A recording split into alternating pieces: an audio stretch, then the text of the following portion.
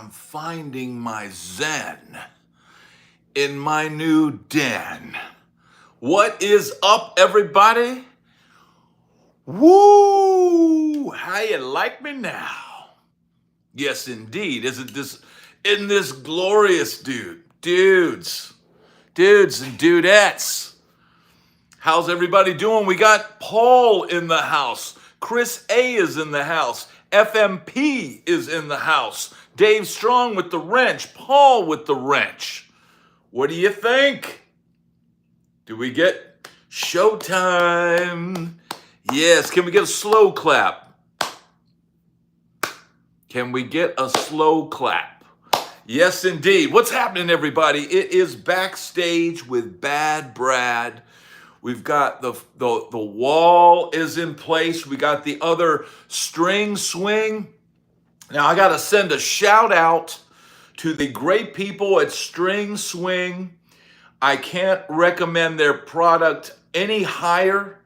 First of all, the cool thing about this, and I'll show you. The cool thing about String Swing is you can move the guitars around. So I don't want that one to face. I could turn this one. You could totally change. You could say, oh, there's a little glare there. I'll turn it that way, right? And you can move these. You can move these pieces, in different places on there. So you could have the guitars in closer. You can shift everything around. It's totally adjustable. And I also imagine that you could take these plates out that are holding the guitars, and then it just looks like two brackets across the wall. So thank you, John Coles. The String Swing. So I've got to send a special shout out for String Swing, because here's what happened. The Amazon, the first shipment sent one white and one black. Well, we can't have white on an all black wall. So then I sent that one back and ordered another black, and they sent another white. So Chris A, also a shout out to Chris A, who hooked me up with Gabe from String Swing, and those guys were so cool. They rushed a black one out. We got it up in time for the show tonight. And so man, I can't recommend String Swing. They're really good company.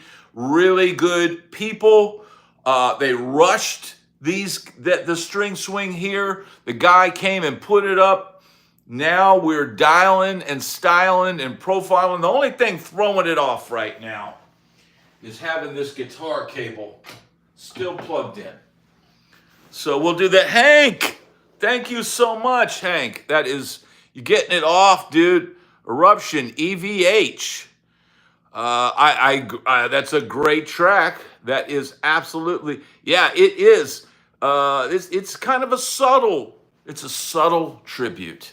It's not an overt tribute. We've got a lot of different things in the design, but man, those 1/4-inch beams going across, they capture the light in different ways. We've got some movement here. I managed to keep the lava lamp. I had people that said, if you lose the lava lamp, I'm out. And I was like, okay, what's up? Let's see, who's that? Tampa Fletch. What's up, Center Hill? Only way to upgrade to the guitar swing would be to do the Gibson Garage Carousel. Oh my God. Can you imagine? Dude.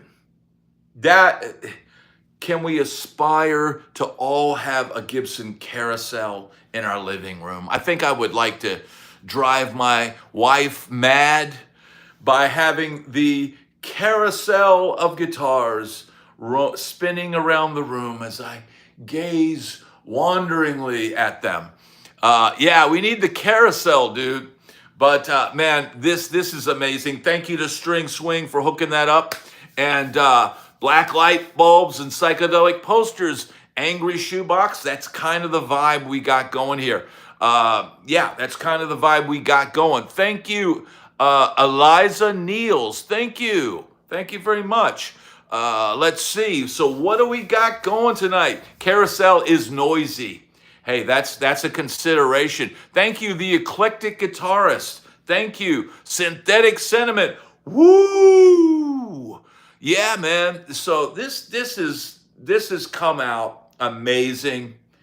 You know, it's got vibe for days. I need a haircut, Fu Man. FMP says looks great. Love seeing some of your guitars. Yes, it's killer, man. It's called Tricorn Black. That's what the paint is. Now I'm going to show you guys what else we got going here at the beginning of this before the questions come in and all that. And I may have to turn on the light. Forgive me for losing the vibe, but I put together this desk. I don't know if you guys can see that, but look what we also have on the desk. The good people at Boutique Amp out in LA, they sent me the IRJ, Jakey Lee. So that's going to be coming up on the channel. I've got this recording desk. I've got a little rack set up. So, man, everything is pumping. Now look, let's see. Even with the lights on, you got vibe, dude. You got, yes, Chris. So Chris is excited because I got the Jakey Lee.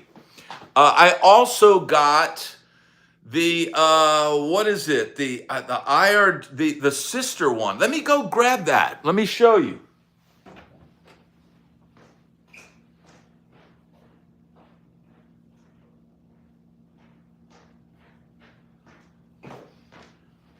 So here's the deal. A while ago, I made some kind of cryptic videos about good things are on the way, good things are happening, the channel's moving up. Look, we got this killer backdrop, and then boom, what lands on my doorstep? The IRJ. IRJ, dude. This is the Jake E. Lee preamp, right? So I'm grinding, Rhonda. Yes, Rhonda, I'm so glad you're here. And then this as well, all on the same day, the IRD. Now, I know everybody is excited about hearing this, the IRJ. But I can already tell you that I'll probably have maybe liked the tones out of this better. But these are both going to be incredible. So thank you to Boutique Amp Distribution out in LA. This is going to be coming to the channel. This is not sponsored right now because I'm not going to be demoing and talking about them anymore tonight. But thank you, Leah. Yes, I'm grinding, dude. So we did yesterday. We visited Replay Guitar Warehouse. That video came out this morning. If you haven't seen that, make sure to watch that. FMP. So, hey, FMP, here's the deal. FMP is asking what this stuff is, what this is. Now, I know if you've watched my channel, you've seen me demoing the tri-tube preamp. This is the IRD. Now, what this does, FMP, just so you know. So look, you saw my computer setup. I've got a Universal Audio Apollo that I've used forever for recording, and I've got a couple stereo, monitors, right, to listen to what I'm recording. You plug this into the Universal Audio, and boom, it comes pumping out of the studio speakers, and what you're hearing is essentially a sound of a tube amp mic'd up. Because this will sound like a recorded guitar tone. This is sort of a JTM 45, and this has a 2-channel. It's a Plexi and a JCM 800 channel. And so these are basically preamps, but they have IRs. So these you can basically plug into your system, and you've got a complete guitar tone, the sound of the cabinet, the IR, and all that. So yes, FMP, if you do any home recording, get you one of these, dude. I highly recommend it. Yeah, I already started cranking out some riffs with the IRJ, some total metal like rock, 80s rock style riffs, and it made me want to do the vocal. I actually almost thought about singing for a minute when I started cranking out these riffs. Maybe I'll do a metal tune and get my wide vibrato out. So yeah, man. So here's the deal. What we've got here is the Ace mug, right? Now I think Paul might have one of these. This is the Ace mug, and I can actually hear Ace barking in the background. He probably knows I'm talking about him right now. But look, it fills with delicious, sparkling, fizzy. Look at the fizz, bro. Look at the fizz. It's fizzing. Yes. Hey, yes.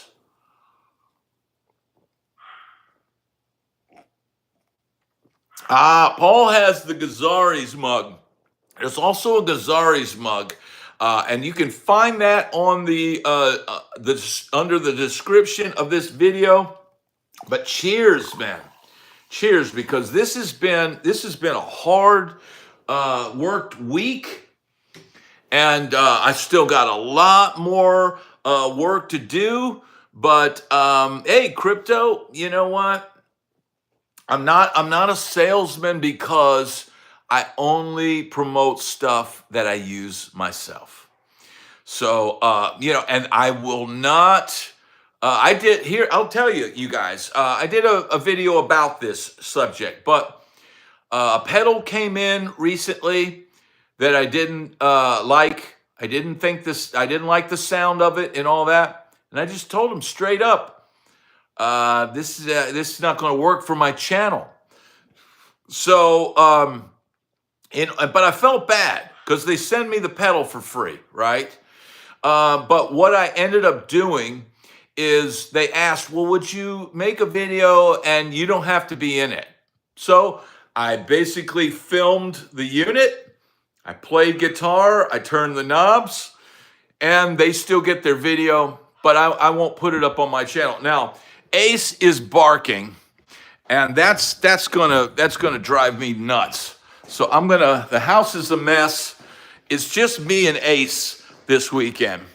So let me let this poor little bastard out. And I'm sure he's going to try to disrupt the broadcast in some way, but at least he can enjoy himself and at my behest. So here we go. All right.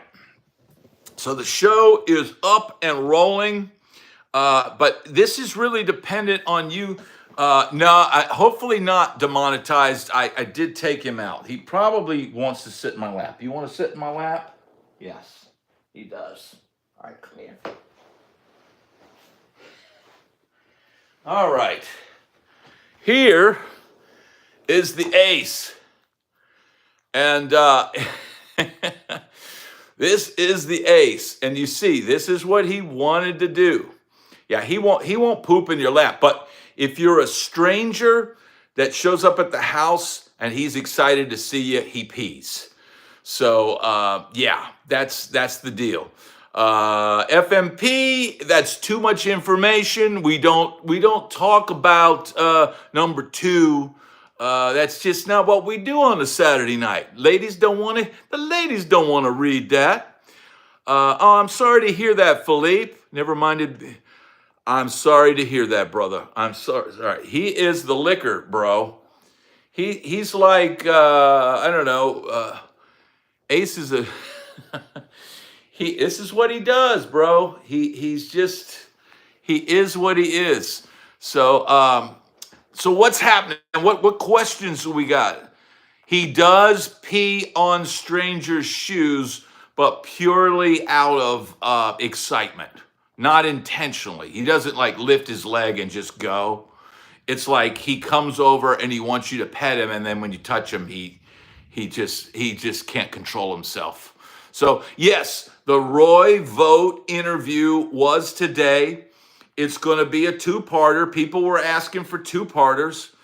And here's the deal, man. When you get somebody in there and they're wanting to talk, you kind of let them go. And so yeah, that's coming up. He talked about Dickie Betts, working with Jerry Reed, working with Engelbert Humperdinck, which I don't know how many people out there know that name. People from our generation know who that is. And so, yeah, Rock, glad to have you here. Greetings from Detroit. So, yeah, tons of cool stuff in the Roy interview, man. Let's see. Yes, Chris, Dan Huff is starting a channel, and man, I am all for it.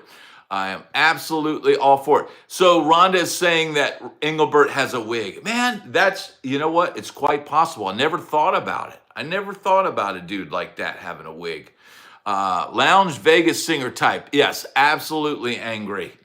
Yeah, so here's the thing. The reason why, and I knew that he had played with Engelbert, and I brought it up because there's another musician that I know that was on that gig and used to tell all kinds of stories about the shenanigans. Now, here's the thing. You wouldn't think that you would get into a lot of shenanigans on an Engelbert Humperdinck gig, right?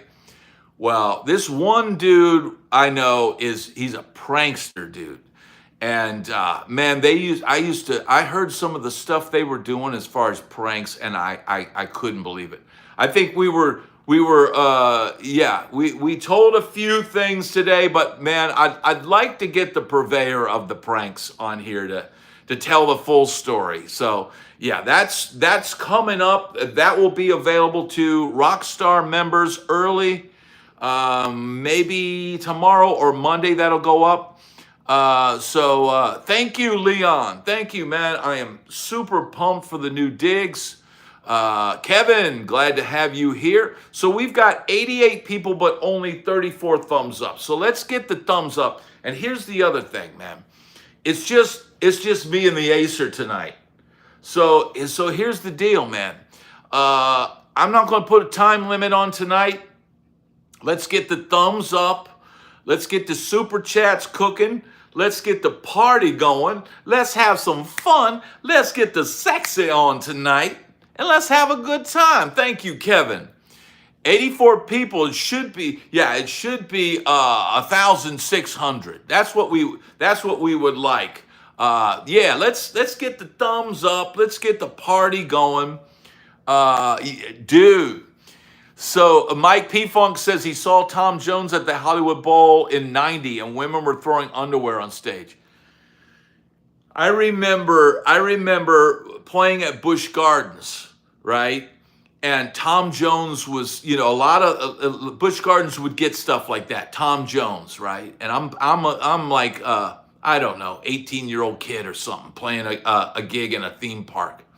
And Tom Jones came, and we walked by their merch table, and they had this picture of Tom Jones in these little like shorts. And, with this, he's got his chest hair exposed. And dude, it looked like he had a hose pipe hanging down his leg, dude. We were just laughing our ass off, dude. It's like Tom is packing, bro. So, yeah, man, glad to have everybody here. Everybody is seeing the new digs. Starlicks, Chris A. So here's the deal, man. Before we got this channel you want to show a little chest. So P-Funk is saying, I remember going to a clothing store on Melrose with, I think P-Funk was there and Johnny D or whatever, and I was trying to get another stage shirt. This is like late 80s, early 90s. And I go in there, and this guy's, well, come over here. we're gonna get you a joint. Here, you're gonna want to show some chest.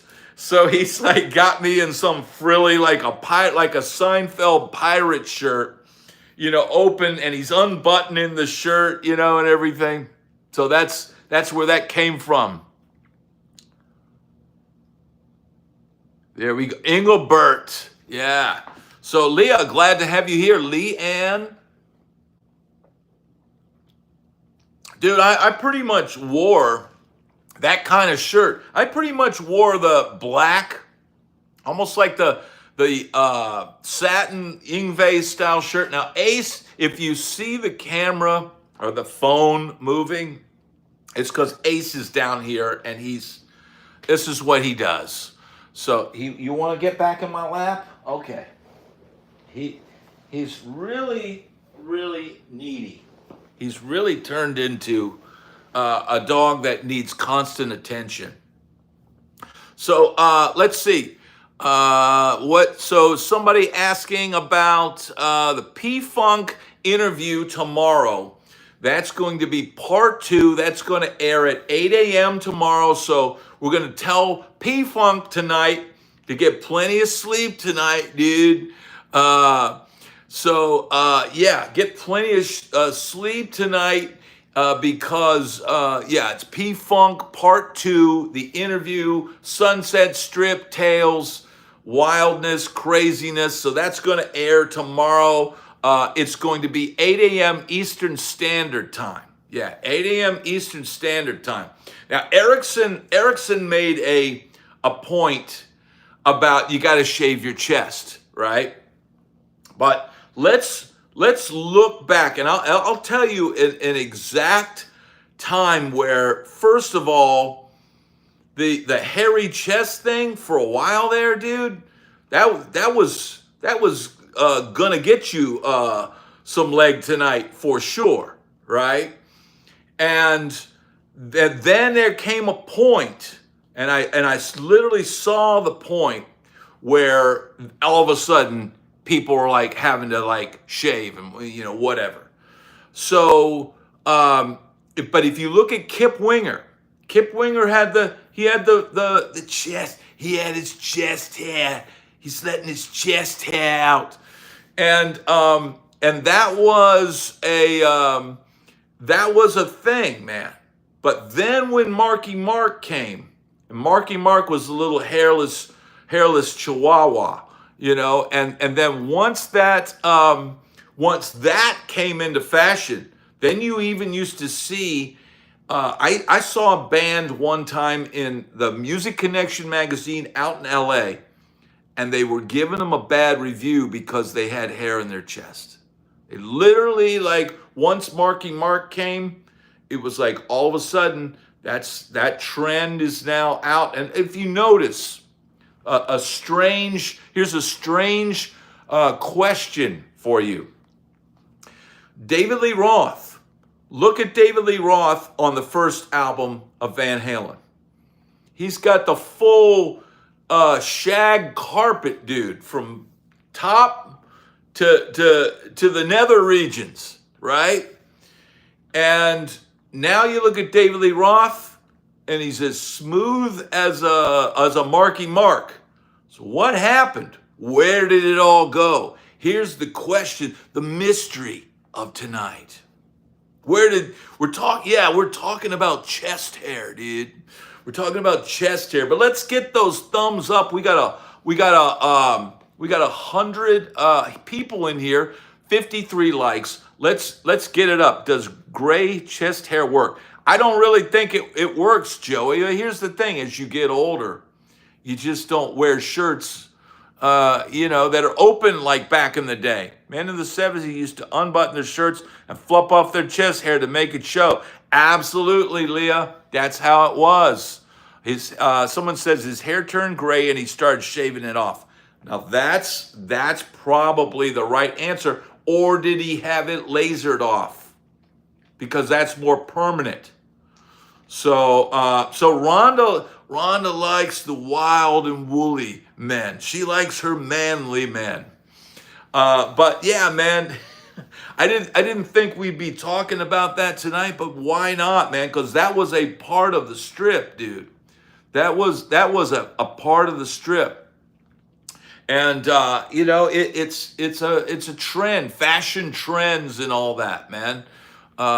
Sharks and laser beams. P Funk must have had some funky shoes.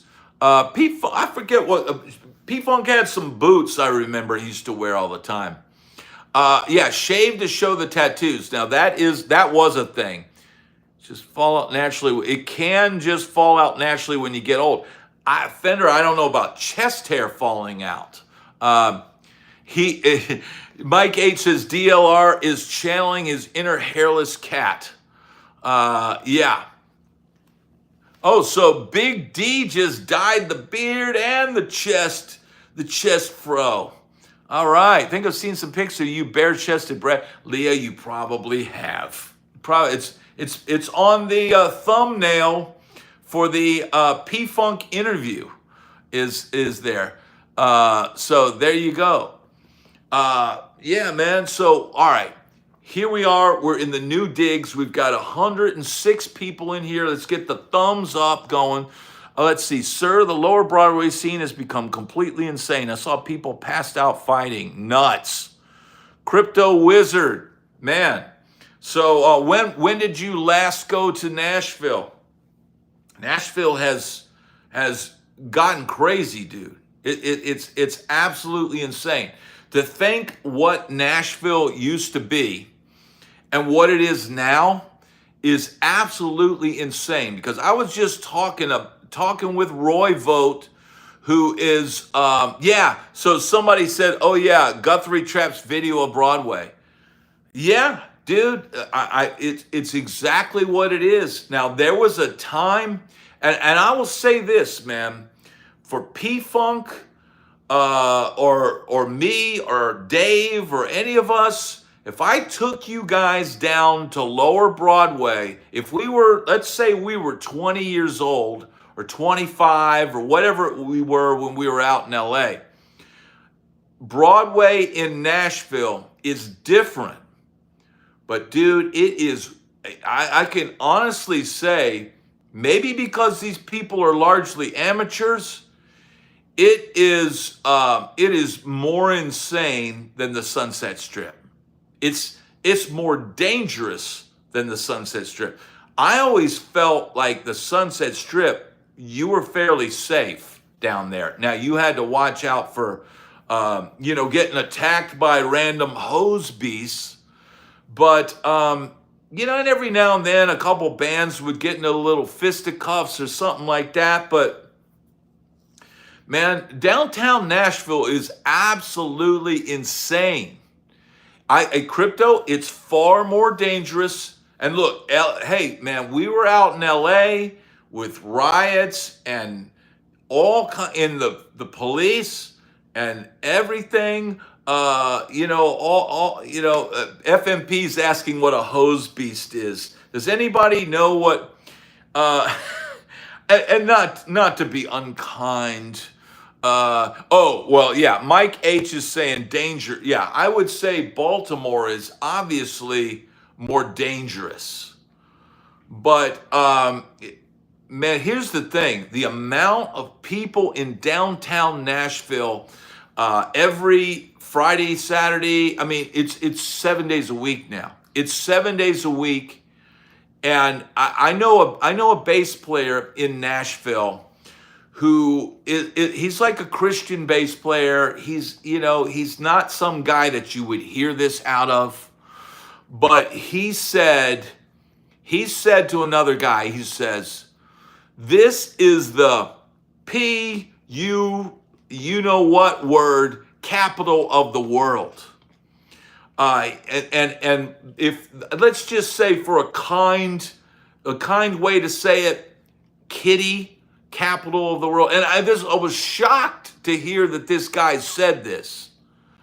And look, I'm married, so I try to stay as far away from that nonsense as possible, because I know what it's like when you go into, if I was still drinking again and single, forget about it, dude. I'm telling you, it is full of women, and they are extremely wasted, beyond wasted of what people did on the Sunset Strip. Very rarely were people puking in the streets, peeing in the streets. I mean, the guys back in the day in the Sunset Strip would maybe go behind the clubs, or we'd go, pee on somebody's lawn or something like that. But and you also gotta, there's more down there than the Sunset Strip in its heyday. Dan is saying I would be on the. No, I wouldn't. First of all, Dan, you're making up. He's saying I'd be on the Coldplay Kiss Cam. Dude, I wouldn't be caught dead at a Coldplay show if you paid me $1,000. So yeah, everybody, please keep it clean. Paul is saying, and like I said, I'm trying to keep the subject matter clean. But yeah, just make sure you and Paul is the harbinger of that. So Crypto is saying drunk people were passed out cold, guys fighting, women fighting, bleeding. Yeah, dude, I can honestly say in the 100+ nights that I partied on the Sunset Strip, I never saw anybody necessarily bleeding. I very rarely, only one time really even heard of somebody passing out. Well, a couple times, but not like comatose, drunken off their you-know-whats, passed out. Thank you, Felix. Thank you, complimenting me on the studio. Yeah, that guy, it's crazy down there, dude. And I don't know, man. Yeah, FMP, none of that. We don't need that. I would imagine. Rhonda is saying old Nashville was quite violent. Well, I'm sure of that. Well, here's the thing that people don't know about Nashville. Nashville has always had an underbelly. As far as back in the day, back in Prohibition era, there was Printer's Alley in Nashville, full of underground bars and stuff selling hooch. They had brothels, like hotels that were like brothels and all this kind of stuff. And when I initially moved to bootlegging speakeasy, Crypto Writer, thank you so much, brother.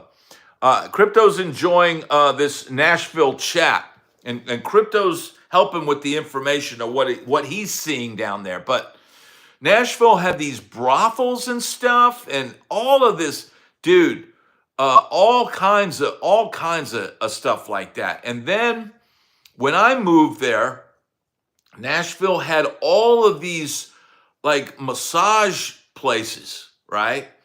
And the strip clubs would be fully nude, and it was BYOB. Okay, P-Funk, did you catch that? BYOB. Dude, I mean, here's the thing, man. In LA, most of the gentlemen's clubs and stuff like that were like topless, or some of them were like go-go bars where they're wearing bikinis and stuff like that, or the mud wrestling places where they're wearing bikinis, but Nashville, dude, was completely off the chain. Bring your own booze. That's what BYOB was. So you could bring it in the club. So imagine this. You would bring 2 12-packs and a fifth of Jack into the strip club, and they would charge you like a fee for like ice. Or sometimes they would charge like a 12 pack, you'll have to pay this much to bring it in. So that you paid to get this stuff in. Thank you, crypto. But I can remember paying like maybe $20 or something to bring like a couple 12 packs into the thing. But you figure you're saving money, because normally beers in a place like that would be $5 and on up. Whereas in the bars, the beers were $3. So you figure you bring in a couple 12 packs, and you drink, you got bucket of ice, they give you a bucket of ice and all that kind of stuff. And if you needed Coca-Colas or whatever, they would bring you those. They would bring you cups. Like they still had like waitresses and stuff, but they didn't sell alcohol. So it was some kind of weird like loophole. And I was shocked by that. Because LA, in comparison, and here's the other thing. The Rainbow, and correct me if I'm wrong, P-Funk, but it closed at 2, right? But last call would be like 1:30. By 1:45, dude, they're pulling the drinks off the table. You're out of there. In Nashville, the bars were open till 3 a.m. 3 a.m., dude. That's that extra hour, man. That's and then the other thing is, so the strip clubs would be open till 8 in the morning. So you could go at 2 o'clock, get 12 packs, and then go drink at the thing. So man, Nashville has always been off the chain. But Mike says he's going to the Rainbow. But yeah, man, in all reality, Nashville has always been in a way wilder than the Sunset Strip was. He lived in Crypto says he lived in Santa Monica in the 80s. They closed at 2 p.m. Yeah, and like I said, man, that 2 p.m. would seem like it would be early, and that's why in LA it was all about meeting people and figuring out where to go once the Rainbow was closed. And a lot of times that would happen in the parking lot or whatever. Somebody is saying, I can't imagine what their liquor license is. Well, now they've got some weird loophole going on with the restaurants where there's a diner type place that's allowed to sell beer all hours, because they say it's so the service people can have a drink after they get off work. But man, come on. How many of the service people are going to want to go to a diner? And I don't know. I mean, that just seems like, man, sometimes, if you've been working all night, you feel like you need a drink. But man, it seemed like just an excuse to make more money. And that meant when all the other bars closed down, everybody goes to the diner and drinks the rest of drinks till the sun comes up. Yeah, I mean, we were primed, but we were, back in the Sunset Strip times, we were professionals, dude. Nothing we were going to drink at the Rainbow we were not going to be incapacitated or out of our minds, I never saw any of my friends like that. Now, somebody, Dwayne, is saying in Cincinnati, we had bars that stopped serving at normal bar time, but stayed open until 5 a.m. It was a crazy place. Well, I've seen bars, out in Tennessee, that when the bar closes, they lock the doors. Crypto, thank you so much. Thank you, brother. They would lock the doors. These are bars that back in the day in Antioch, which is kind of a sketch area of Nashville, always has been. And they would lock the front door. So I worked the door at a club out in Antioch one night, filling in for the regular guy. The regular guy was there every night, and I was the bouncer, right? This was a day gig I had, but whenever I wasn't working for a while, I would do these security gigs, right? And I would bounce at clubs. And so they send me out to this bar I'd never been out in Antioch. And it's like kind of a rednecky, kind of vibey kind of place, right? But all these like girls working the bar, right? And when you're in a place and you just get the vibe. And I'm watching the bartenders. I have a nose for these things. I'm watching the bartenders constantly going in and out of the bathroom, constantly, and they're getting paranoid, right? They're getting paranoid because they're looking at me. I'm not the usual guy that's at the door, and I'm very, I don't know anybody in here, so I'm just carding people as they go in, and I'm watching everything because that's what you do when you're a bouncer. You observe what's going on. So, if something pops off, you're there. And I know by looking at these girls that they're going in the bathroom every 5 to 10 minutes and, packing the beak, right? So, and they're getting more and more paranoid and they're looking at me. They're looking at me like, who are you? They literally, one of them came up and goes, who are you? And I said, I'm, so-and-so, and, your regular guy couldn't make it tonight. And I'm just working the door, and I'm just going to do my shift, and I'm going to go home. That's it. So, yes. So, and they just kind of looked at me weird and all that. But I was hired to work that door until the bar closed at 2 a.m. And at 2 a.m., I leave. They lock the door with the bar. A ton of people still in there. And the door, this place had that kind of glass where the glass was completely blacked out, completely. So once the door is closed and locked, and basically the place was full of people, dude. Vampires, Benjamin said.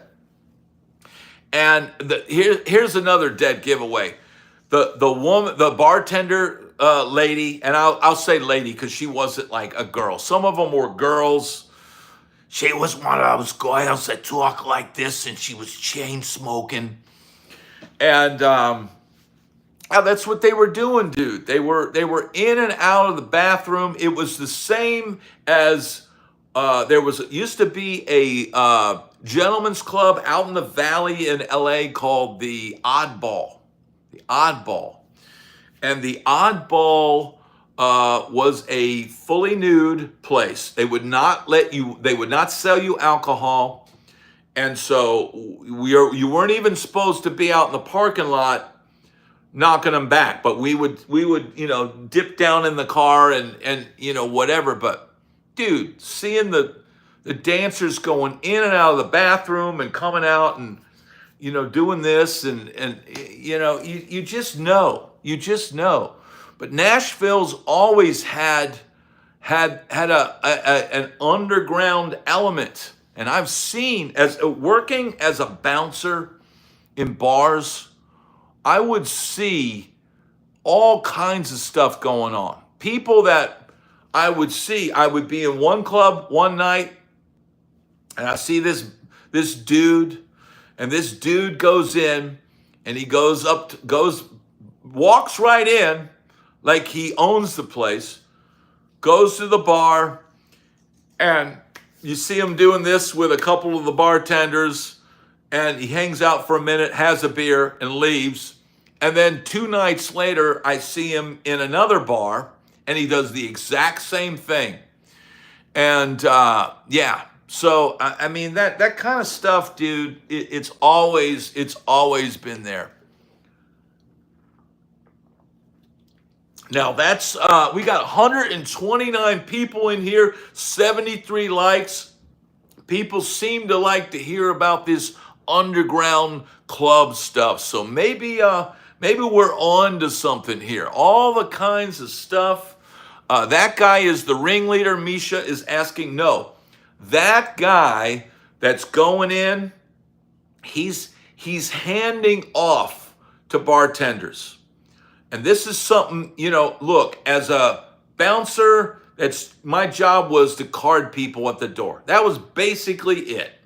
And if there was an altercation or whatever, that would be, me and another guy, and we'd go and we try to, stop the, the nonsense. But I never once had to deal with a fight.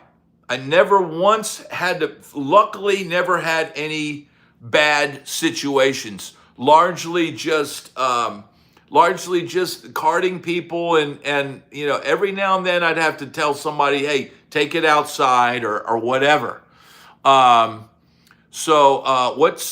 do we got? Thank you, Black 22, Tim Hardiman. Thank you, brother. Yes, this is the new facility, brother. So somebody is saying, FMP, come on, brother. Come on. I just don't like to talk about that other thing. If you would be so kind. That's all. Yes, talking about strip clubs, talking about working in bars, that is topic that we talk about on this channel. But talking about going to the bathroom, I don't think anybody wants to hear about that. I don't think anyone wants to hear about that. So that is my opinion. And I love you to death, bro, but I just don't like to hear about that. Grunge was a psych op to move to rap. It could have been. Yo, Ken. Yeah. Code speak, bro. I mean, here's the deal. We don't talk anything explicitly. And we just, we do have code speak. And here's the deal, man. I did the interview with the guy, bass player for Whitesnake and Dead Daisies. And he came on the channel, and it's an uncensored interview. It's up in the members section in the Rockstar members, and I let it fly. I don't know. Did he, Eric? I have no idea. I don't ever listen to the Trick or Treat movie soundtrack. I have heard some of that, Chris say. That is actually really cool.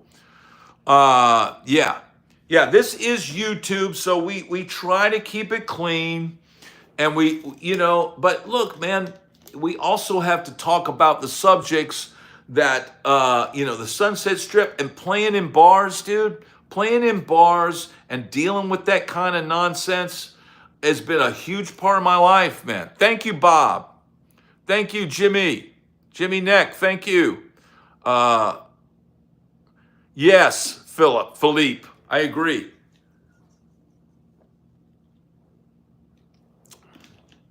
P-Funk Part 2, the interview, will air tomorrow.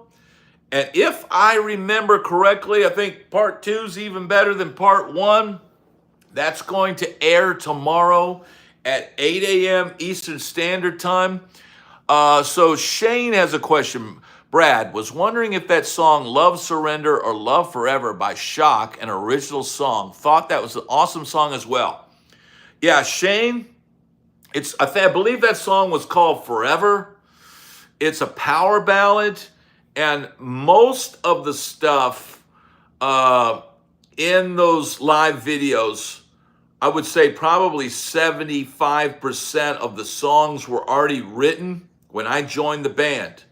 And I was in the band like 2 weeks, 2.5 weeks, 3 weeks, and we were headlining the Roxy. So on the cover of a magazine, it might have been a month, but in 2 weeks after joining the band, we're on the cover of Rock City News, and so that's the deal. And that, I lost my train of thought because somebody, I don't know, somebody had to get a timeout or something, but Chris A., I have not had a time to talk to Steve Lynch. So yeah, I have not had time to do that. Cleveland with the, so I wanted to, there was something else in that other question I had. Michael is asking, was there ever an after hours jamming scene like you would see in movies or Ernest Tubbs record store concerts? Man, as long as I've lived in Nashville always kind of felt like a mercenary type thing.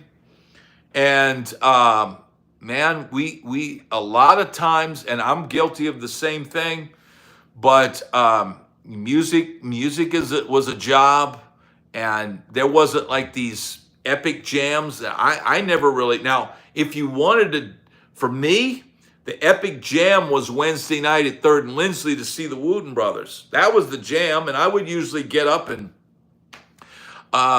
play,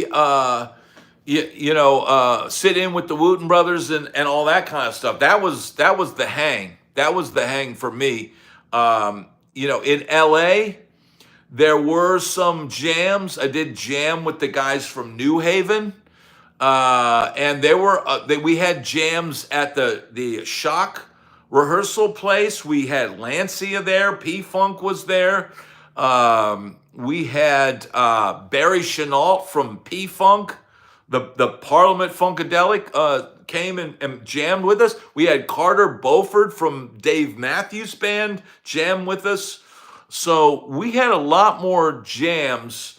I did personally out in LA. I appreciate it, Paul. I don't even know what's going on with people. What's going on with people going on in the thing? Because here's the deal, man. I'm trying to put on a show, and we want to keep it. There's got to be limits to everything.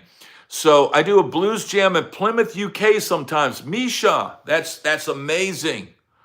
I love blues jams, man. And here's the deal. Paul, thank you so much for, here's the deal, man.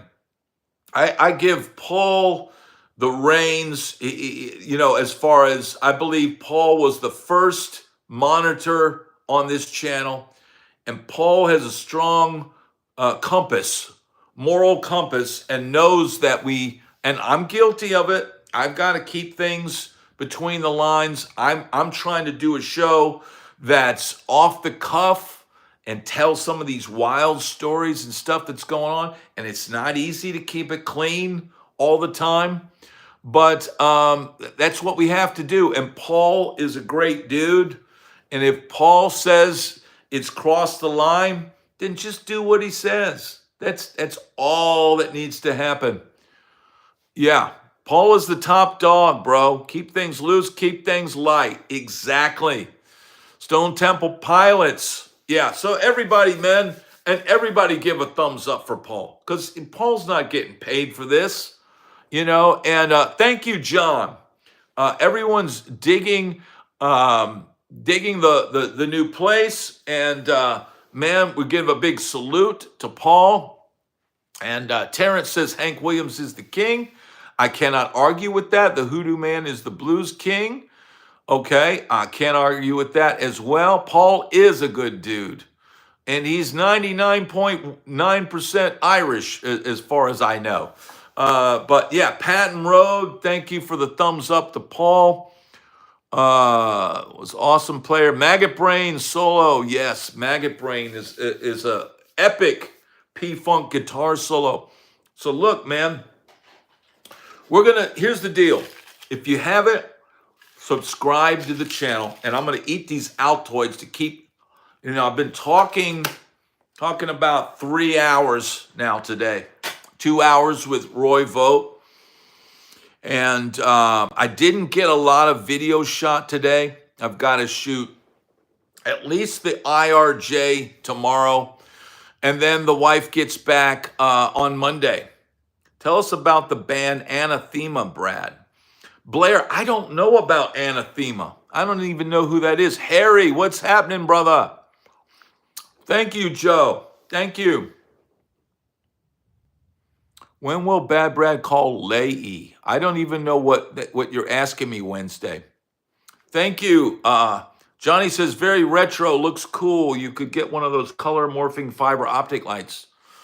Man, I'll have to check that out. I've never heard of that. Here's the deal, man. As far as the lighting goes, I've got 213. Here's what I'm gonna do. I'm gonna put a list of everything that I'm using that for this channel, and a lot of it. Thank you, Scott. Man, Scott, glad to have you here. The lights that are bringing the purple up on the wall, those were $13 on Amazon. That little stick thing that's doing whatever it's doing over there, that was, I don't know, 15 bucks or 20 bucks, something like that. I need room to hang the YouTube plaque. Well, look, man, if we get a YouTube plaque, that I'll find a way. I'll find a way to display it. I will definitely do that. So we're going to crack open another sparkling. We're going to fill it in the Ace cup that you can... Look at that. Can you see the bubbles? It's nothing but bubbles.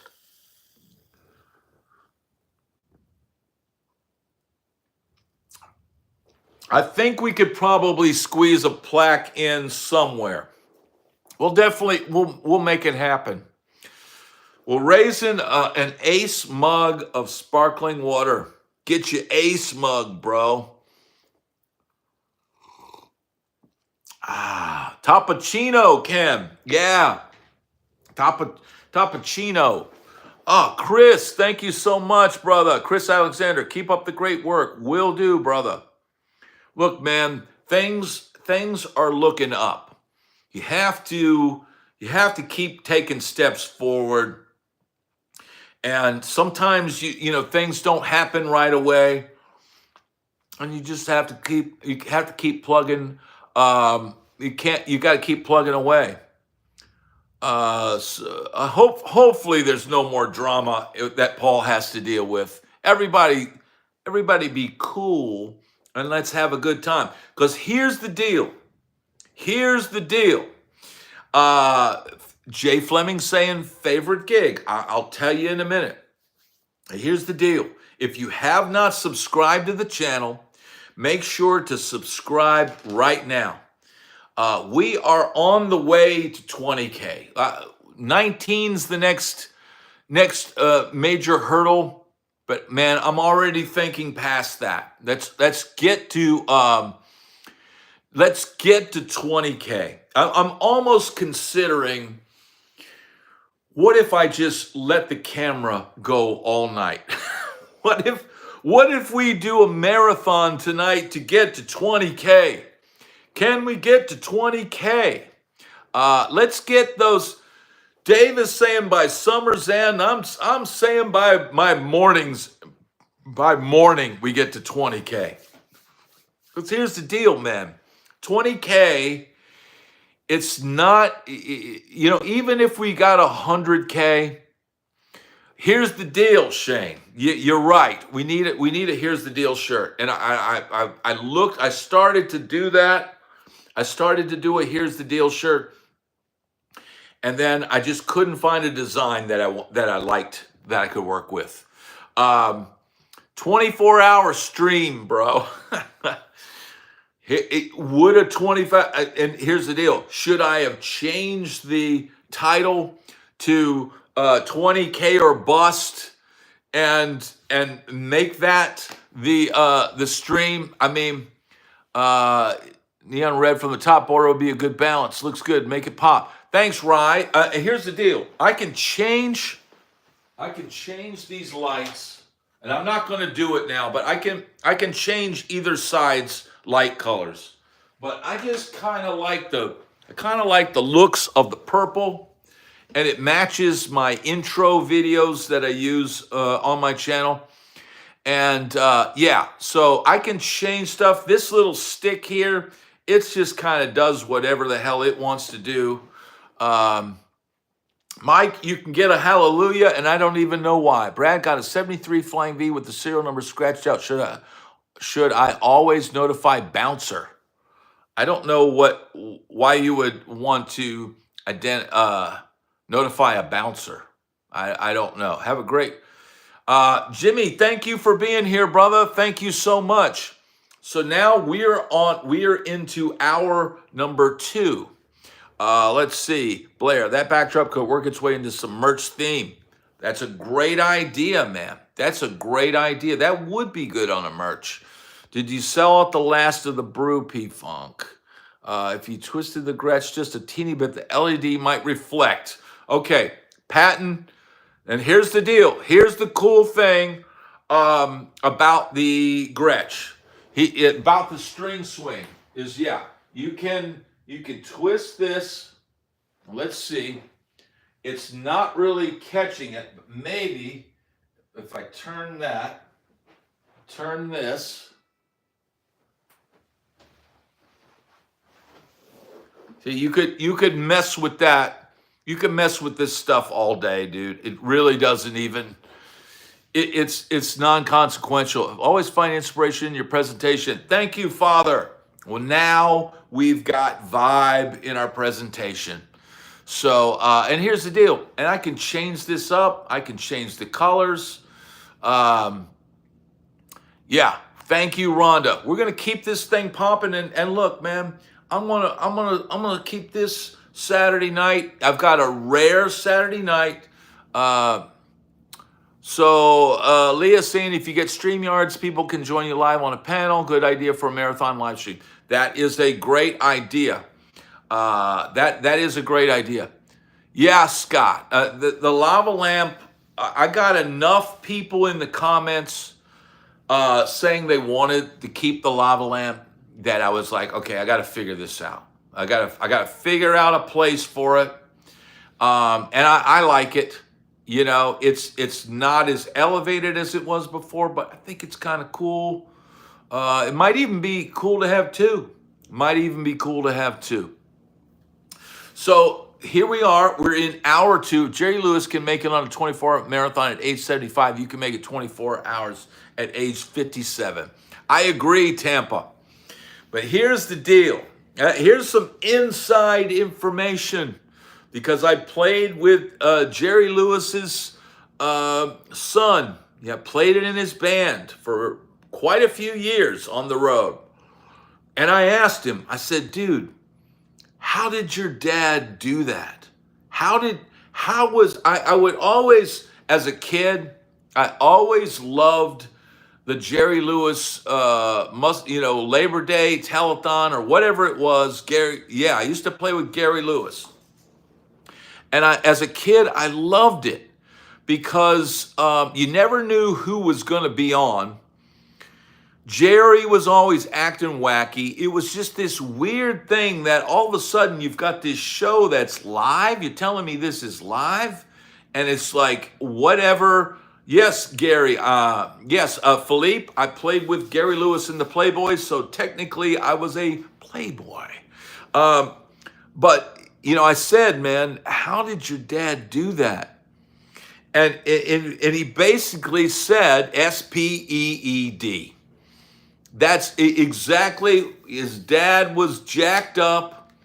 And I don't know that it was 70s style jacked up. It may have been Mike H. But my guess would have been, it could have been, back in those days, dude, they had diet pills and stuff like that. Could have been Scott. Could have been. It would always be, every year, I would always watch that telethon because you would get to see people sing. There'd be bands on there.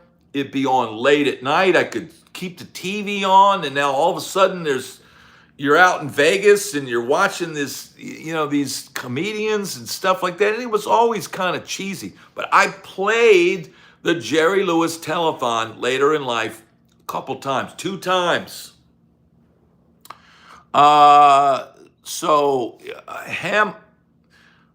Ishmael is asking, should Guns N' Roses have rehired Matt Sorum? I think a lot of people would have liked to see Matt Sorum in there, but if you're going to hire Matt Sorum, you got to pay him Matt Sorum money. Yeah, I remember that, Robert, when Dean Martin had Frank with them. I remember all of that. Yeah, Jerry sweated a lot. Yeah, the Jerry Lewis gigs were, dude, I mean, there were a lot of things that I didn't get to do. Probably the coolest thing I did do was play the Jerry Lewis Telethon. The one thing that I used to watch as a kid once a year. I wouldn't watch the whole thing. I couldn't stay up all night, but I would always watch that. And then all of a sudden you're there. And at the time, his granddaughter, Jerry Lewis's granddaughter, was a cute young lady and was flirting with me. So she's like, I want those pants. I had these black jeans from Lip Service in LA. I was still rocking my 80s pants. And I had these black, like something that the singer Scott Weiland would wear in Stone Temple Pilots. They were like bell bottom at the bottom, super tight, and I had a red skull patch, and I had the skull patch like on the side of the leg. And she's like, I want those pants. And we were friends for a little while. So they were dude huggers. P-Funk, I mean, we flirted, but here's the other thing, man, because Jerry was such a huge celebrity, and, he had his whole, family there and stuff, I would be out at the hotel bar, and going to the Rainbow. Like, dude, they put us up at I think it was called the Beverly Hilton. And it was right there in Beverly Hills. There's a swimming pool right outside my room. I've got my own room. You only played 2 friggin' songs, and I was there for like 2 or 3 days. So, of course, there were 3 trips to the Rainbow each night. We played the telethon, and I think it aired at like, I don't know. We went on at like 3 p.m. or something like that. And I called one of my old girlfriends and said, hey, I'm going to be on TV, Jerry Lewis Telethon at 3 p.m. Watch it. And you're going to pick me up and take me to the Rainbow tonight. And so, yeah, that was a trip, man. That was a trip. And I sang, I remember we did Just My Style by Gary Lewis, right? I did Erickson, thank you, brother. Thank you. We did Just My Style. I had Dude Huggers on and a black, I think like a black silk shirt or something like that. And Dude Huggers and some kind of black, I don't know, boots or something. And I sang the low, don't you know the Joe? I did the baritone part on the voice, and And yeah, that was, and I remember the girl was like, "Oh, I liked your voice better than his." And I'm like, well, I only sang like a couple lines, right? But that, man, that was epic, dude. Gigs like that, dude. I wasn't burnt out at all from the road. Playing a gig like that, dude. You mean we're gonna go out to LA? I get to hang out for 3 days at the Beverly Hilton and play 2 songs and soak up the sunshine for 3 days. I mean, dude, that's do you have any artificial limbs? Well, not that I know of.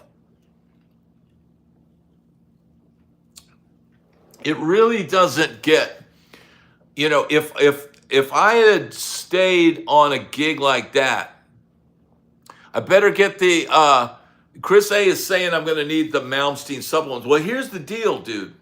If I did a 24-hour stream, John, thank you so much. Guitars are looking great. Awesome job. Thank you, John. And thank you, everybody who's pitching in, because that helps, man. Dude, P-Funk. I mean, you're telling me you're going to put me up at the Beverly Hills. Welcome to Bel Air. You're going to put me up in Beverly Hills. And Johnny D came out.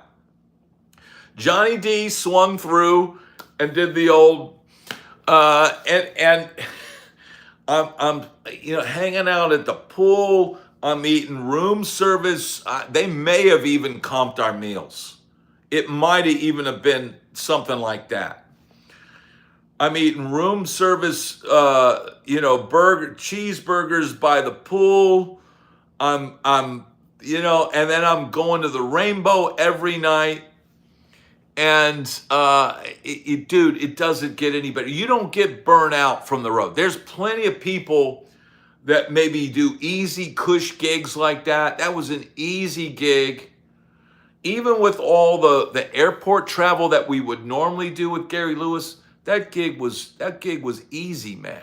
And I never would have left Gary Lewis's gig, but I just knew that I had to try to play for a younger crowd. Dude, P-Funk, it was Cheeseburger in Paradise.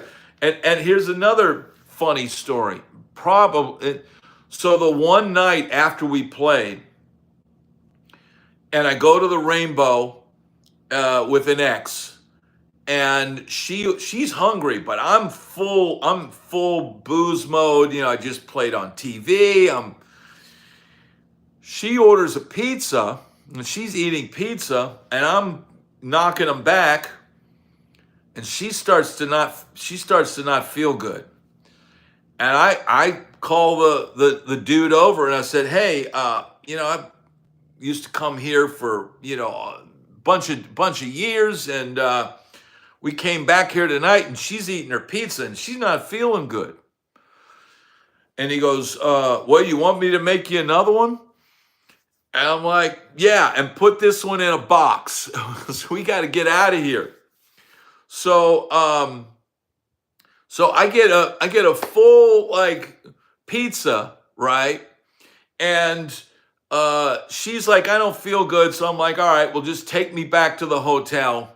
So she drops me off, and I'm back at the room with a giant pizza. And and probably I'm about 7 or 8 beers in, which is what you need when you're 7 or 8 beers in. So that it wasn't like a particularly wild night, but hey, cowabunga, dude. 80-20 sliders on the grill. Is that what you got going, Sky? We've been on for 74 minutes. Yeah, Mike, here's the deal, man. Singing. And I probably should do more videos on this, but singing, being able to sing is probably the greatest thing you can do, dude, because the Gary Lewis gig, man, I would sing 2 songs every night, just solo. So yeah, man, being able to sing, the bass player sang, I sang, the keyboard player sang, the drummer, depending on who we had on drums, would sing. And we would all do songs to help the lead singer out. you know? So, and the Colt Ford gig, I didn't get it just because I played guitar. I got it because I could sing. Yeah, Scott. I mean, if you can sing, you can. I mean, dude, how many times I showed up for a gig and the singer's not there yet? What do you do? Or his singer's lost his voice. I learned that early on the Sunset Strip, dude. All the record dudes are out there, the producers in the audience, and the singer's voice is gone. And I'm just like trying to sing something. Tampa, thank you so much, brother. Man, you guys are helping out so much. We'll just keep this night going, dude. I got enough Altoids to keep the voice going. Here's the deal. If I did a 24-hour broadcast, I'd probably sleep. We'll keep the stream going. But you know what? We'll go tonight as long as we got a good crowd, and we've got 118 people in here. That's friggin' epic. And look, we got 111 thumbs up. That's friggin' epic. And we got 112. Now here's the deal, man. Here's the deal. Let's get the subscriber numbers up. Highest I've seen, Erickson. Yes, and here's the other thing.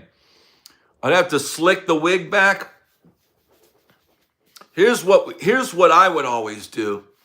Is I would just put some texture product in there and just tweak the hair. Dude, I could totally tweak this hair.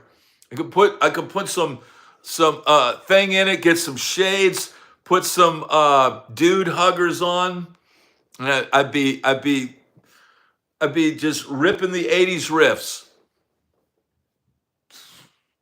Canada, dude. Oh, I've got epic stories from Canada, dude. I used to love to go to Canada, but Canada, dude.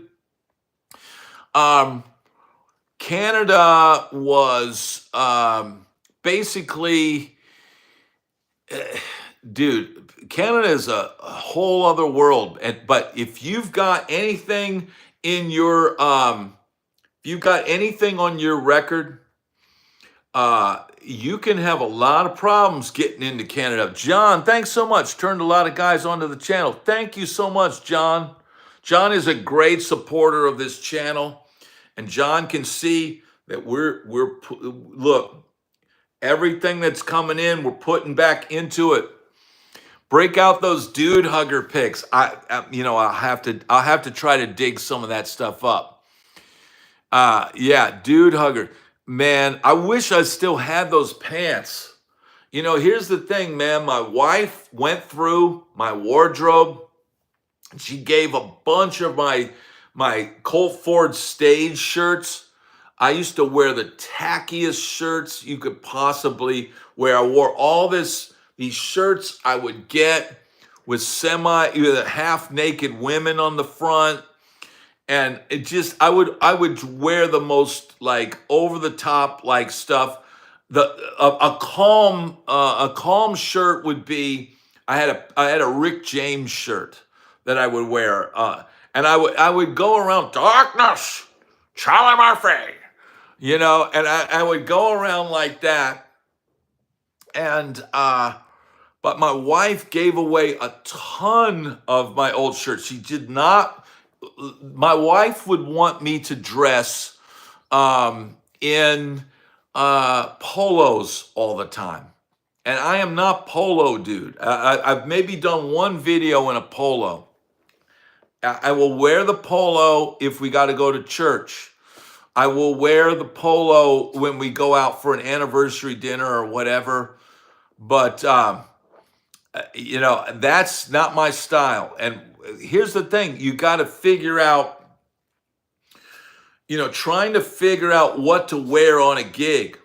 If you wear all black, which a lot of guys do because they're not trying to draw attention or whatever, but it just seemed like the gig we were on, it's like I tried to carve out my own like said, get a Greg Norman polo. I just don't like polos. I'm a t-shirt guy. Anyone can match this coif.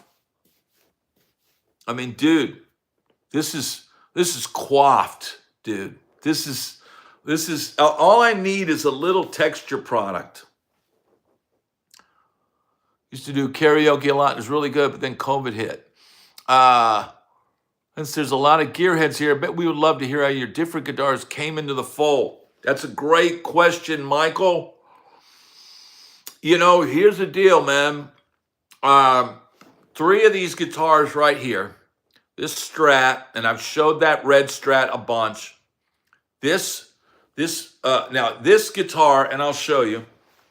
This is cool stuff to talk about. This is a really cool guitar. I was playing this the other day. A guy, you know, when you're playing on the road with an act, Cole Ford was opening up for major country acts, big tours, right? And this guy hits me up on Facebook and says, I want to build you a guitar. And his company that he was starting was like Bad Bart or something. And he said, what do you want? And I said, I want a Warmoth flame maple neck, reverse headstock, hip shot locking tuners, which here's what happened yesterday. The guitar fell and the hip shot tuner broke. And I was bummed. I was bummed because I was playing this and going, this guitar is friggin' awesome. It's got DiMarzio Area 67 noiseless and then a Seymour Duncan custom pickup. It's got a brass bridge with a large block. And the guy asked me, what do you want on the guitar?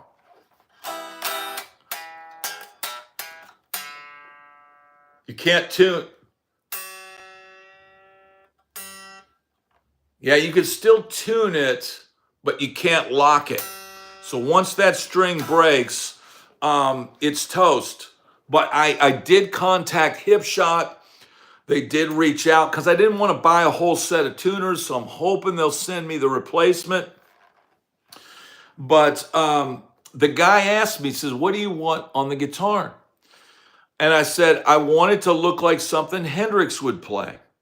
And I thought he would do like the Monterey Strat or something, you know, kind of like that. But he ended up doing this. Now, if you see, this says Brad right here, B-R-A. The A is an anarchy symbol, and there's a D right there. And that's all metal work. This is all like screwed into the body. So there's all kinds of metal work on there. I don't know if you can really see it, but this is all metal. This is not paint. There's paint. The black is paint, but this silver stuff is like textured metal, and it's all carved out. See, there's like some copper in it. You can see it now. See all the screws holding that in? That's all metal work. So I just, you know, it didn't come out exactly what I wanted, but the dude brought it. We were playing in an arena, I think I think it was Michigan. And he brings the guitar and he's like, well, when are you going to play it? I said, I'm going to play it tonight. I just literally, but here's the deal. The guitar went to my guy that built the red one, the purple one, for a complete setup, ready for the road before. Like, this guy did all this like creative work, but he wasn't like a guy who knew how to solder pickups and get the action right and all of that stuff. So this was like parts put together with the unique work and all that. And the guy was trying to he was trying to launch a guitar company, and he was giving away guitars to a bunch of guys that were on the road at the same time as I was. And I don't think he's doing it anymore. But this is a cool guitar, man, and it's got everything I asked for on it, and it's got a cool neck. It's not real. It's small this way. It's not as wide, which is good for doing this, wide, vibrato and legato and all that kind of stuff. So, yeah, this guitar, they're essentially these three guitars are all assembled by the same guy. This Les Paul that I used on the Eric Church tour with Colt Ford, it's dusty as all hell. But this was just ordered off of like Musician's Friend. It was like $15.99 or something like that, back when you could get one for that. And I said if it came with a nice top, I would keep it, because you have no idea when you order from like a place like that. But it did come with a nice top, so I kept this. And this, it needs some lemon pledge, exactly. But yeah, it needs a polish. I didn't have time to polish everything. The wall, this left side, or be right if you're watching this. It is a cool Les Paul, dude. And here's the thing, it's really good. I don't really need another Les Paul. I had for a while a nice R8, and somebody's saying the Calgary Stampede. I played the Calgary Stampede. Chris is asking if I tried one of the Steve Brown guitars. I have not. That is sad. That is sad. Somebody dropped Hank dropped his 12 string. Gonna have a little.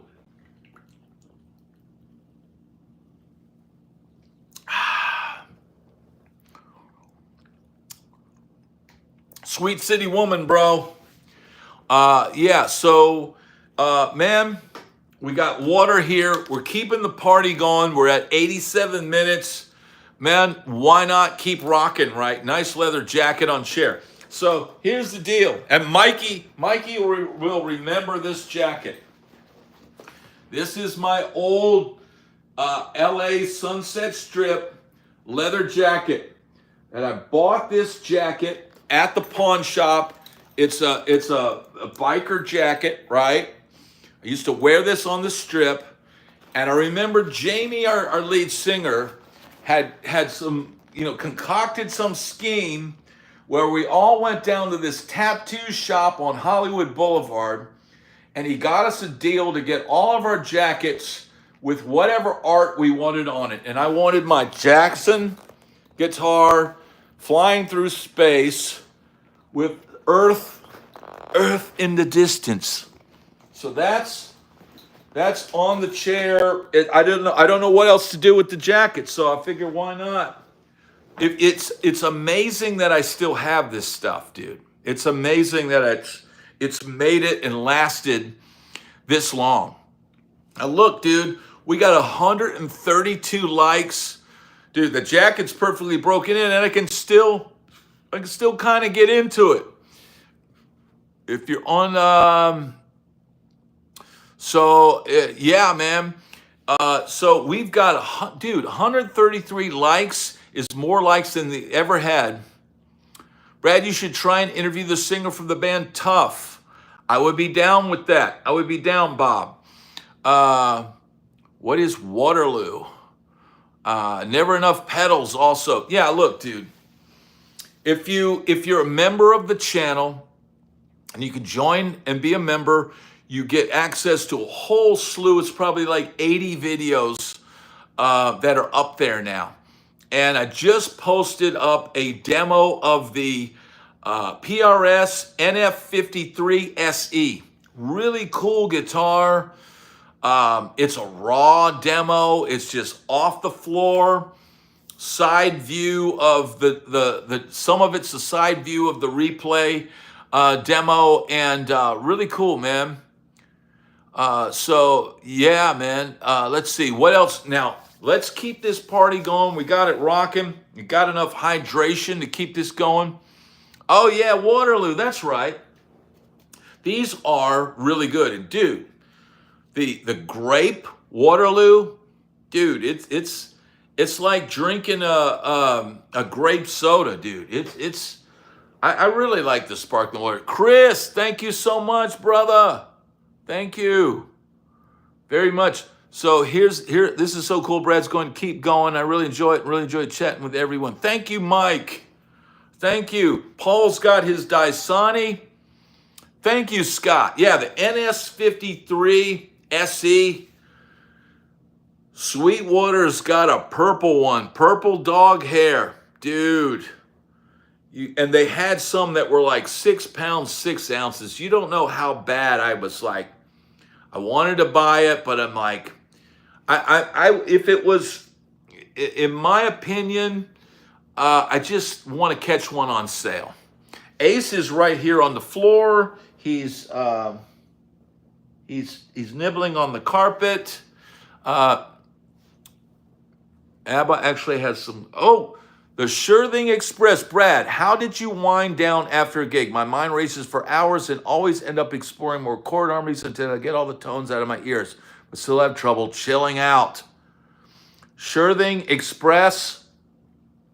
That is an incredible question, and I thank you for that. That's the kind of question that I try to answer on this channel. Look, man, you can Google and find out whatever scales you want to learn. You don't need me to show you how to play modes. But people don't talk about what you just said. How do you chill out after a gig? Dude, how do you go and play? You've been cooped up. Imagine being on tour. You're cooped up in this tin can with 13 other nut jobs, right? This is the Bad Brad Telethon. Yes, you're cooped up with a bunch of nut jobs, right?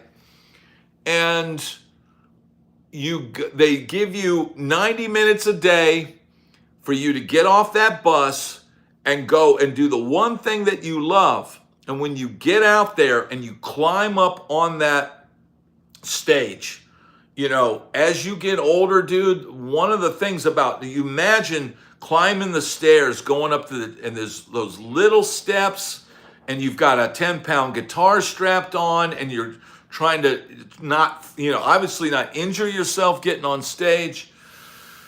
And then you get out there, dude, and it's all of those people cheering. You've got inevitably the front row of, probably at least, 30 or 40, beautiful, whatever's in front of you. And how do you wind down after that? You going out there, the crowd pushes, you could be as tired as all hell before you get out there. But once you get out there, you realize you get your adrenaline up, your heart rate up, all of that. And how do you come down? And I talk about this with Michael Devin from Whitesnake, from the Dead Daisies. It's in the Rockstar. If you're a Rockstar member of the channel, we got into this topic. So you'll want to watch that interview when it comes out, or if you want to be a member, you can watch it now. But, we talked about that because he was out with Whitesnake, and dude, they were partying like it was 1988. They were partying on the road, dude. And, he was, and he's Irish. So he's getting on the bus after playing this 1980s style show. and you're wound up it's like a bunch of cats in a box. You're stuck on this bus, and you may have, imagine being in Whitesnake, and even if it's 2010 or 2008, and you're playing in Whitesnake, there's going to be girls in the front row teasing David Coverdale, and they're going to be flirting with you and all of that. And those type of acts, or any type of act, dude, there's going to be girls that are always at those shows, always hitting on the musicians, always dressing scantily clad and all that. Tobias, glad to have you here. How do you come down from that? And he did the obvious thing, and the thing I recommend that you don't do is drink. But that is what a lot of people do. And that is where you get into trouble. Because let me tell you, and he said it, the biggest high you can get, better than any high in the world, is playing that show. And you just have to learn to come down from it. And the easy thing and the obvious thing that most people do is they drink, or they do other things. And that's where people run into real trouble. That is why musicians end up the way they are, because of dealing with that stage high. And what is the Guns N' Roses saying? When you're high, you never ever want to come down so down. So they get on the bus and they crack open the beers and they break out the shots and they put whatever concert video on the TV and crank up the Van Halen or what. I mean, dude, there were many nights where we'd be listening to Slayer or Van Halen or Pantera or whatever, and we're on a country bus and we're rolling down the freeway, at 75 miles an hour, and it's just the never-ending cooler of beer. It never ends. Because if it does, and what happens is you get down to the bottom of that cooler, and they're like, you start getting like, people will go, man, give me a Coors Light, or man, give me a Pabst, or give me a Budweiser or whatever. But then there's the beers that are in that cooler that are the beers that nobody wants to drink. Maybe you're in some town that gives you a bunch of craft beers. Tobias, thank you so much. Happy Saturday to you as well. Scott, thank you so much. Thank you, Scott. He loves the new studio. Man, thank you. And the easiest, this is a long answer to this question because, dude, I can't give you like a specific answer, but I'm trying to explain like why people have a tough time coming down from gigs and where they run into trouble. And Michael Devin being an Irish, dude, it's nothing for him to drink 10, 15 beers. It was nothing for me to drink 15 beers. It was nothing. It was nothing. And then, of course, then the shots get broken out. Then you're doing that because each night you're given this huge amount of alcohol that is loaded onto the bus every night. Bus stock. They call it bus stock. It's the never-ending bus stock. So for a guy like that to figure out how to, hey, I got to not do this anymore. And the adrenaline is a tough thing. He just realized that the greatest high is playing live, and nothing I do on top of that is going to be better. So I need to just enjoy that feeling and do it with a clear mind and come down without anything else.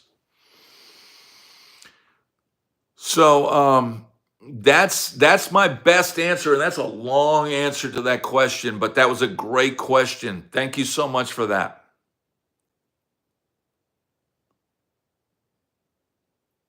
Wow, Philippe, that's quite possible. I'm not going to directly comment on that, but yeah, that's interesting.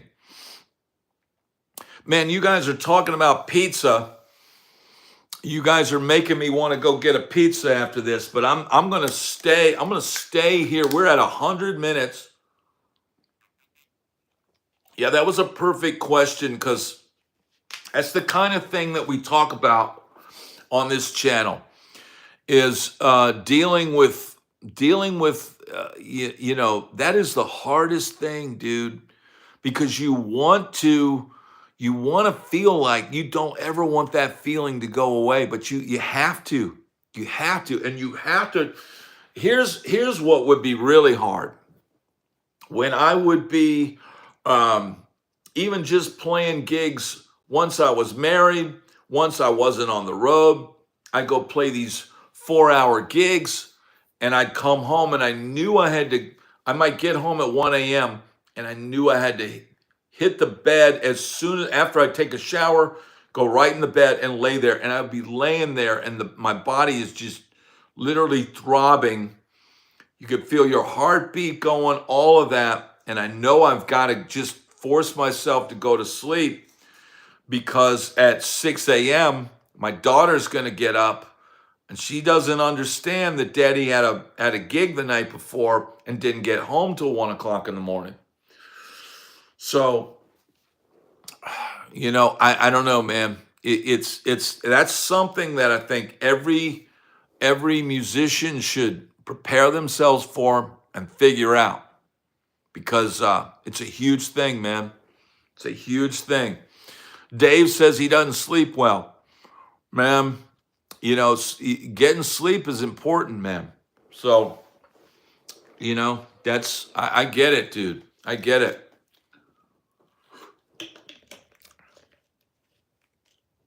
Oh, what's this red one right here? Man, I've showed that guitar so many times. Steph, how you doing? Glad to have you here. We've got the purple one. Are you asking about the purple one or the red one?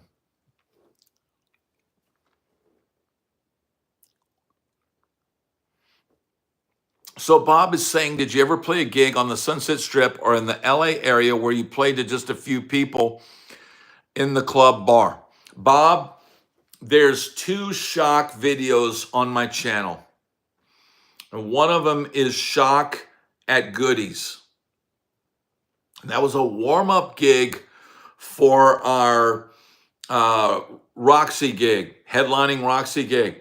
But it was hour and a half away from LA or somewhere like that. A place called Goodies. I think it was in Fullerton, where they used to make Strats. And it was dead. It was dead. There was maybe 15 people in there in a fairly big sized rock club. Now they were our 15 people. They were probably about 14 girls that had come to see the band that night, but the rest of the club was dead. So there's an example right there from those days. But when we played, and it was a warm-up gig, I think it was booked at the last minute, an opening had come, and they said, hey, you guys want to play? And we did the gig, but it was more like to get some practice, practice the set, see what we needed to work on. And then when we played, oh, thank you, Leslie. She says she loves the pink V. Then when we played Roxy, we were a lot tighter because we had, we had done that show. So did you ever see Randy Rhoads play live? Unfortunately, Tina, I did not. Thank you, Steph. He says the room is looking awesome, loving the layout. Thank you. Rock is saying, let's order a pizza. Yeah. Look, man, even in an empty club in LA, there were, like I said, there were 14 girls in the club that night. There was 5 long-haired dudes in the band and 3 horn guys. The horn guys, the girls all thought were cute, but they weren't usually the prime targets of these girls. So yeah, there were girls there. Awesome, Alex. I'm glad that I could inspire other people to do this. Saw the Ziggins there a bunch of times. So we're at 105. Brian says the sound is different. The sound should be the same for the lives. For the regular weekly videos, sounds different because I'm doing different delivery. There's no one here at the house, so I can talk freely. And I also have the door open. That's the only difference. The sound remains the same. Yes, P-Funk, absolutely. These were, so P-Funk probably remembers some of these girls. There was, God, the names escape me right now, but they were regular fans of Shock that were girls that would be like at almost every show, and they were all at that show. Somebody's asking about the PRS. This is the only PRS I have at the moment. This is a custom 24. It doesn't have the little switches. It's just a 5-way switch. But this is like 6 pounds, 6 ounces. It's got the pattern thin neck. This is an awesome guitar. I was playing this earlier today. I was actually playing like some metal on this. This thing is awesome. It looks like a pair of worn blue jeans. You go and have in the bar, you still be hearing that one.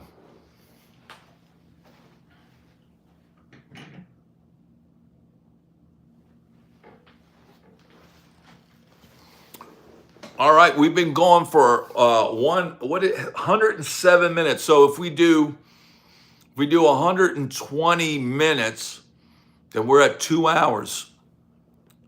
The guitars over your left shoulder, turn them the other way. Okay. Turn them that way. But here's the deal. I've got to adjust them a little bit. They're kind of bumping. I didn't even have time. I didn't really have time to select. Thank you, Rhonda. I didn't have time to select. Now, somebody said plug it in. I don't have a direct input, but I do have, I can make some noise. You gotta love light guitars. Yeah, dude, light guitar is amazing. So we're at 108, dude. This has been an epic, almost 2 hours on here. We still got 109. If you have not hit the thumbs up, hit the thumbs up. Hey, Full Blast is saying Ruben McBlue would be a great guy to interview. Just seen a Rock City News back in his meeting with Shock. So Full Blast, I have reached out to Ruben and asked him to do an interview. And I told him about the process and how we do it. We do Zoom and all that. And then he just stopped replying. So he's got his own thing going on. He's working on a documentary or something. So I don't know if I'll be able to get him. I can try. But, oh, dude, a Ruben sounds amazing. Oh, I would kill for a Ruben right now, dude. Yeah, hit the thumbs up. And here's the deal. If you have not subscribed to the channel, subscribe, man. Let's get this. Look, we're rolling right now. I can center myself in the shot, but it would be cool to interview the Vi and Sykes kids so that they hang out together. Erickson says, plug in an amp. Well, here's the deal, man. I've got this Jakey Lee plugged in. We got the PRS. Let's see if we got volume. Let me pull it up. We're gonna pull it up. We're gonna pull it up. Pull it up. All right, let's see what we got. Let's see what we got here. We'll get that out of here.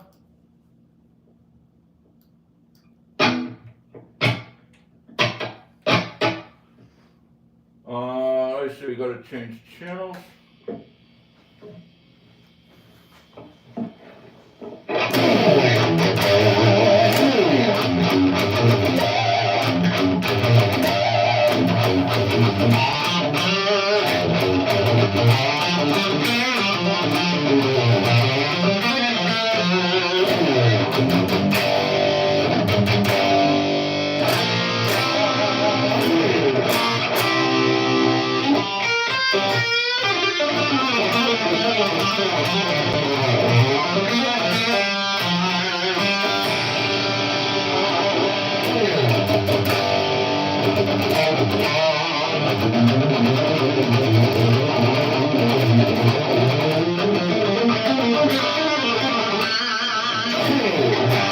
The hard thing about that is keeping this in the shot. It's hard to play like this.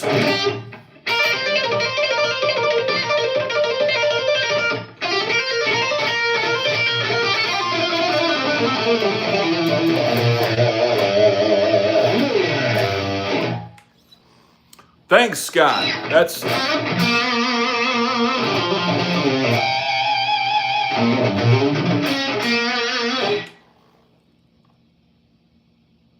Dude, you have the longest relative pinky finger. Thank you, Johnny.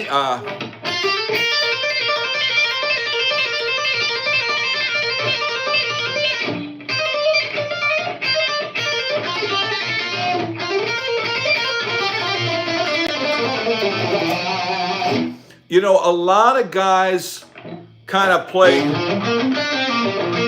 I've even seen guys. I've seen guys do that, but I've always tried to be.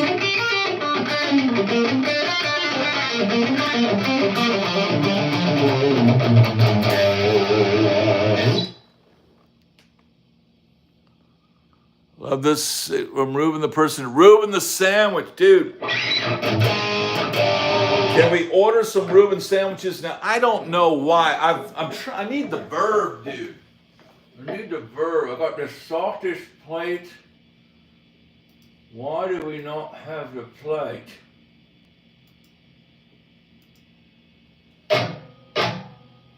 Oh, I see it. I see it. Woo! Now we got verb, dude.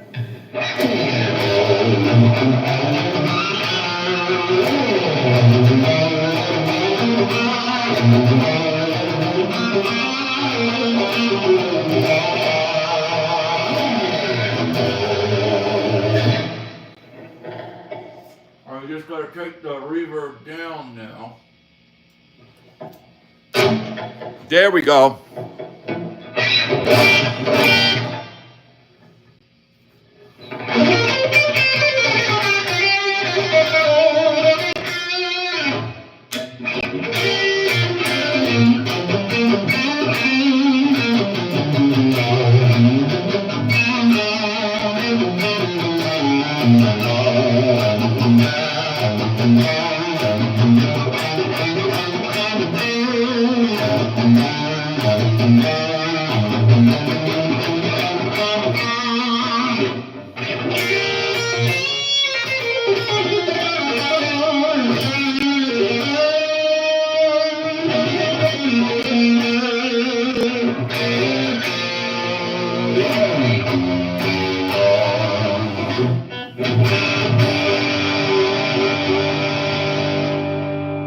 Knock this thing out of tune.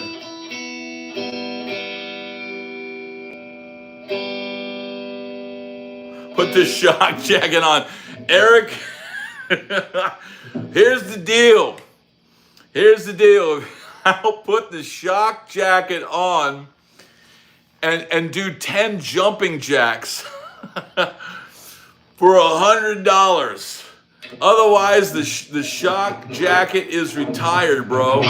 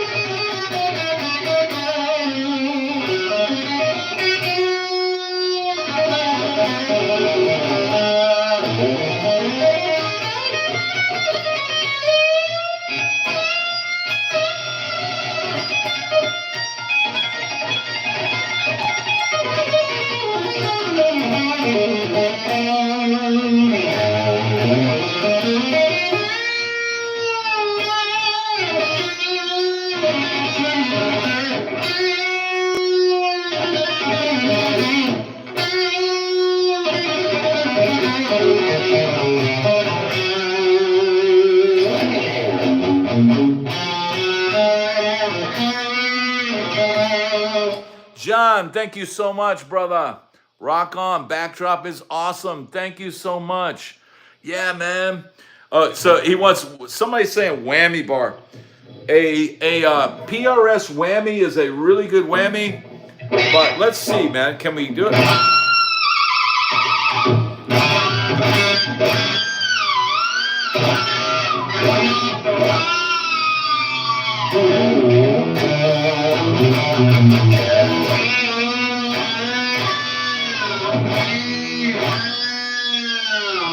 I can't really get them popping out of this that good. And it's going out of tune.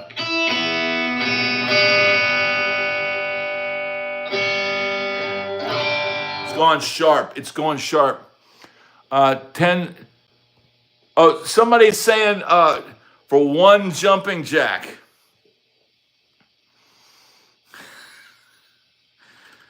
I tell you what, it's fun to stay at the Tone is in the sausages, dude. Now we have a neighbor right there, and she texts with my wife. So if my wife gets a text saying, "I'm hearing this loud guitar, what's going on over there?" Yeah, hopefully she hasn't narked on me yet. Dave just did 20 jumping jacks. He did enough for all of us. So we did a little bit of playing, a little bit of rough playing. Guitar is not staying in tune, but we're having a good time. We are now almost at 2 hours.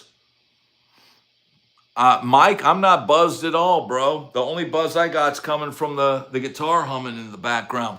I'm having Waterloo, dude. 2 minutes.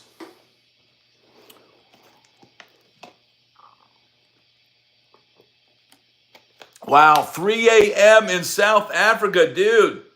Creative, that's amazing. Who was the first band you saw on the Sunset Strip? It's a great question, Bob. I don't remember the name of the first band, but I remember paying the $10 or whatever to $15 or $10 to go into Gazzari's. And I remember seeing this band on stage, and it was really loud, and you know, they all had long hair, and The singer had, look, you guys ask about the strip, and you talk about Spinal Tap with the cucumbers and the trousers and all that. And look, you could go out on stage wearing hip huggers and possibly be, say, semi aroused, shall we say. That was the thing about pants back then. It was advertising. But dude, this singer for this band, I don't remember the name. I don't remember any of their songs. It was, some of the bands were pretty interchangeable then. But this guy, he had to have had something fake in his pants, because he had a straight up, it looked like he had gone to the sex shop and had put a you-know-what in his pants going straight up the top of the pants. Now, normally, if you're going to wear tight pants on stage, you would, they call it dress. Do you dress there's literally a tailor in Manuel that does all the suits for all the country stars. And if he makes you pants, he will say, do you dress to the right or do you dress to the left? And he will cut the pants to accentuate your package, right? But this guy was straight up and down, like he was on stage with a for better lack of term, in a turgid state. And you're watching this guy like, dude, did you just hit the sex shop down the street and pack your pants? I mean, nobody had, I don't even think there was Viagra back then. Yeah, it was at attention. And dude, it was total Spinal Tap. And I don't think it wasn't that many people in the crowd. It wasn't like, oh my God. And, the girls went nuts because this guy everyone was just kind of looking at this guy like, dude, really? It'd be nothing to have, if it was going down the side of your leg, that makes more sense. But to have something like I don't know, man. That was the first band I saw at Gazzari's. There you go, P-Funk. Yeah. So Iggy Pop would put his mic in his pants, and Mick Jagger would do that too on the Tattoo You tour. He had the football pants. Looks like the input jack on the new Herman Lee PRS. Yeah, that's a good one. Part of the act. Back then, it was nothing left to the imagination. And if you had a picture in the magazines where your package was visible, then girls would go, where's that one? I want that one. I mean, it's just the way it was, man. It was wild now that you think about it. And here's a funny aside.